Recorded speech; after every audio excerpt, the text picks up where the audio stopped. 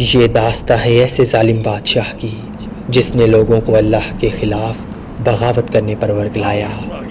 نمرود جو اللہ سے جنگ کرنا چاہتا تھا، لیکن ایک کمزور مخلوق نے اسے نیست و نابود کیا۔ 3000 سالوں بعد جب نمرود کی لاش برآمد ہوئی تو اسے لوگوں سے کیوں چھپا دیا گیا؟ طوفان نوح کے بعد بابل، نینوا، سینار اور اس کے آس پاس کے گاؤں میں انسانی آبادی پھیلنے لگی۔ ان گاؤں میں حامل نوح کی اولادوں میں سے ایک شخص پیدا ہوا جس کا نام کوش تھا۔ اس کی ایک اولاد ہوئی جسے تاریخ نے اپنے دامن میں نمرود بادشاہ کے نام سے لکھا ہے۔ نمرود ایک طاقتور، متکبر، جابر اور بت پرست حکمران تھا۔ تاریخ میں سب سے پہلے تاج نمرود نے اپنے سر پہنا تھا۔ یہ رعایا سے اپنی پرستش کرواتا تھا۔ نمرود کا زمانہ تقریباً 3000 قبل مسیح سے۔ نمرود دنیا کی سب سے قدیم تہذیب یعنی اسیریا یا سومیری تہذیب کا سب سے پہلا بادشاہ قرار دیا جاتا ہے۔ بعض مورخین نے لکھا ہے کہ نمرود نے سب سے لمبی عمر پائی تھی، وہ 400 سالوں تک حکومت کرتا رہا۔ تاریخ میں نمرود کے متعلق بہت ساری معلومات ملتی ہیں، لیکن تاریخ لکھنے والوں نے نمرود کو بہت سے بادشاہوں کے ساتھ جوڑا ہے۔ کچھ ریسرچر نمرود کو مشہور اشوری بادشاہ گلگامش قرار دیتے ہیں، کچھ اسے سومیری دیوتا مردوک کے ساتھ جوڑتے ہیں اور کچھ نمرود کو امن ہوتم کا نام قرار دیتے ہیں۔ لفظ نمرود کے معنی ہے باغی یا بغاوت کرنے والا۔ چونکہ نمرود نے اللہ پاک سے بغاوت کی اور لوگوں کو بھی بغاوت کرنے پر اکسایا، اس لیے اسے نمرود کہا جاتا ہے۔ اسلامی روایت کے مطابق نمرود بابل کا بادشاہ تھا جو خدائی کا دعوے دار تھا۔ اسی زمانے میں اللہ نے اپنے نبی حضرت ابراہیم علیہ السلام کو مبعوث فرمایا۔ آپ کا مسکن شہر بابل کے قریب کا ایک علاقہ تھا۔ جب اللہ نے آپ کو نبوت سے سرفراز کیا اور اپنا رسول منتخب کر کے لوگوں کی ہدایت کا کہا تو حضرت ابراہیم علیہ السلام لوگوں کو ایک اللہ کی عبادت کا کہنے لگے اور بت پرستی کے خلاف کھلے عام تقریریں کی۔ یہاں تک کہ ایک دن حضرت ابراہیم علیہ السلام نے بابل میں رکھے سب سے بڑے بت اور تمام بتوں کو توڑ دیا۔ بس نمرود نے حضرت ابراہیم علیہ السلام کو اپنے دربار میں بلایا۔ نمرود نے حضرت ابراہیم علیہ السلام سے کہا کہ ابراہیم بتا کہ تیرا رب کون ہے جس کی عبادت کی تم لوگوں کو دعوت دیتے ہو؟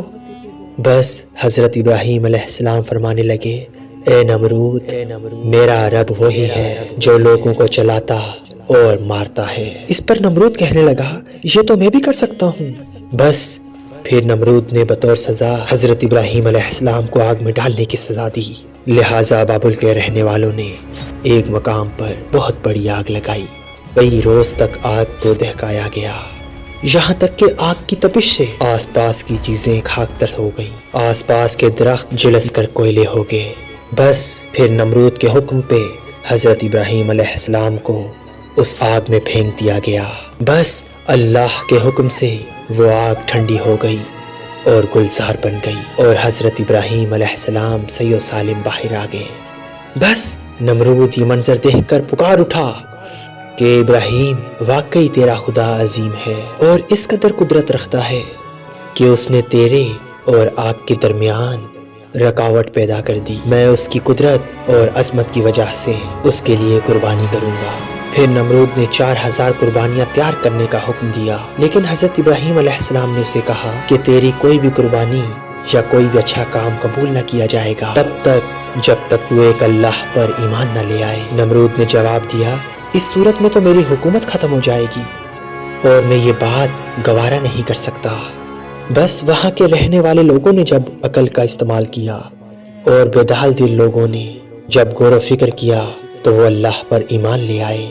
نمرود نے حضرت ابراہیم علیہ السلام کو رہا کر دیا اور حضرت ابراہیم علیہ السلام شام کی طرف ہجرت کر گئے۔ پھر نمرود نے خدا کی تلاش اور خدا سے جنگ کرنے کے لیے ایک بلند مینار تعمیر کروایا جو مینار بابل کے نام سے مشہور ہوا۔ کہتے ہیں اس مینار پر چڑھ کر نمرود اللہ کو پکارتا تھا کہ اگر تو واقعی ہے تو مجھ سے جنگ کر، اور جب آسمان سے کوئی جواب نہ آتا تو وہ غرور و تکبر سے ہنستا اور کہتا کہ کوئی خدا نہیں ہے، اور لوگ اس کے آگے سجدہ کیا کرتے تھے۔ آخر کار ایک فرشتہ انسانی شکل میں اس کے دربار میں آیا اور اسے ایک اللہ کی عبادت کرنے کا کہا، اور وہ فرشتہ کہنے لگا کہ اے نمرود اس خدا سے ڈر اور اس کی نافرمانی نہ کر، کیونکہ خدا کی قدرت اور طاقت تمہاری فوج سے کئی گنا بڑھ کر ہے۔ اگر وہ چاہے تو تمہیں اپنی سب سے چھوٹی مخلوق کے ذریعے بھی مار سکتا ہے۔ بس اس موقع پر نمرود نے خدا سے مقابلے کا تقاضا کیا۔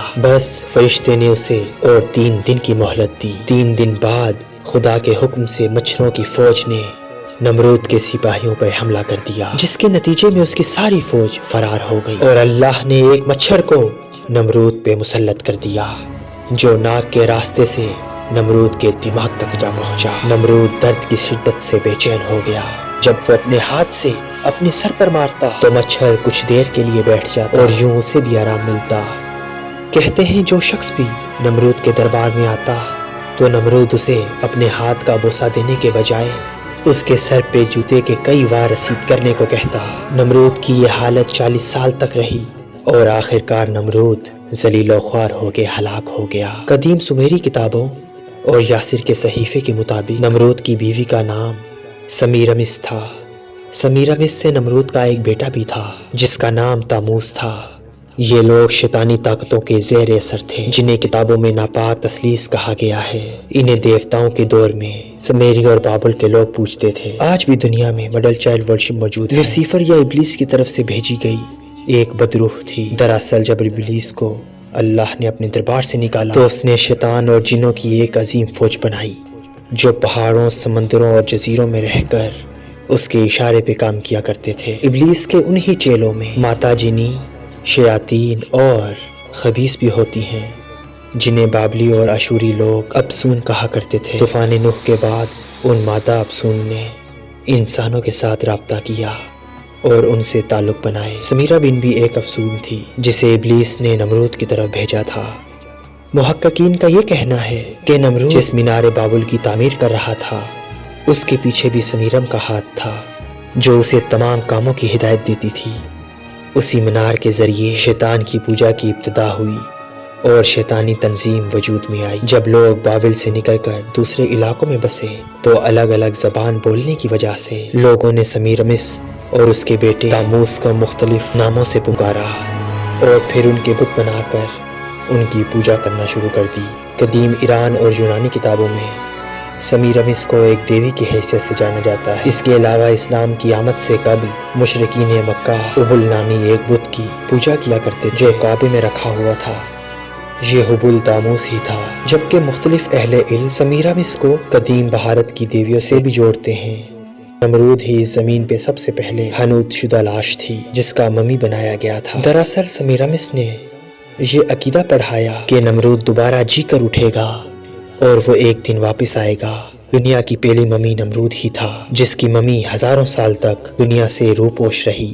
20ویں صدی کے شروع میں پوری فری میشنری آثار قدیمہ کے نام پر پورے مصر کے ریگستان چھان بیٹھی تھی مگر اسے تلاش کرنے میں ناکام رہی۔ آخرکار مصری ڈاکٹر زاہی حواس نے ایک مقبرہ عین خوفو کے درمیان کھوج نکالا، لیکن ساری محنت کے بعد صرف یہ ملا کہ وہ ایک نقلی مقبرہ تھا اور اس سے ایک شاہی تختی ملی جس میں اسوری زبان سے نمرود کی اصل قبر کا پتہ لکھا تھا۔ اس تختی کی رہنمائی میں دوبارہ بابل کا رخ کیا گیا جو آج کے زمانے کا عراق ہے۔ اس وقت عراق پر صدام حسین کی حکومت تھی۔ عین 2002 میں جیسے ہی نمرود کے مقبرے کے آثار ملے تو پورے فری میسنری میں ہلچل مچ گئی۔ فری میسنری کو اس بارے میں مکمل علم تھا کیونکہ نمرود کی لاش ان کے لیے بہت اہمیت کی حامل تھی۔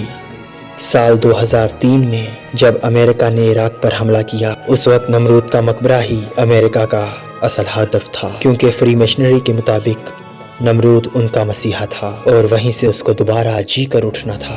آج بھی پوری دنیا میں امریکہ سے باہر سب سے بڑا امریکی فوجی اڈا عین اسی مقبرے کے اوپر موجود ہے۔ ایک کانسپریسی تھیوری کے مطابق کہ جب نمرود کا مقبرہ دریافت ہوا تو اس میں سنہری بادشاہ کے گلگامش اور نمرود کی لاش اصل حالت میں صحیح و سالم موجود تھی۔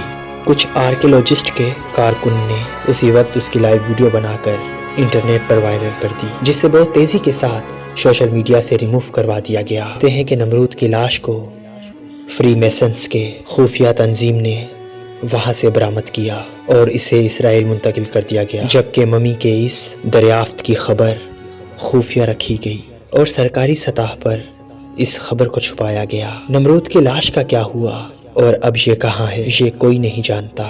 کچھ لوگوں کا دعویٰ ہے کہ اسے اسرائیل منتقل کر دیا گیا، جبکہ بعض لوگوں کا خیال یہ ہے کہ یہ لاش اب بھی اسی مقبرے میں موجود ہے جہاں امریکی فوجی اڈہ قائم ہے اور اس کی حفاظت ہائی سیکیورٹی لیول کے مطابق کی جاتی ہے۔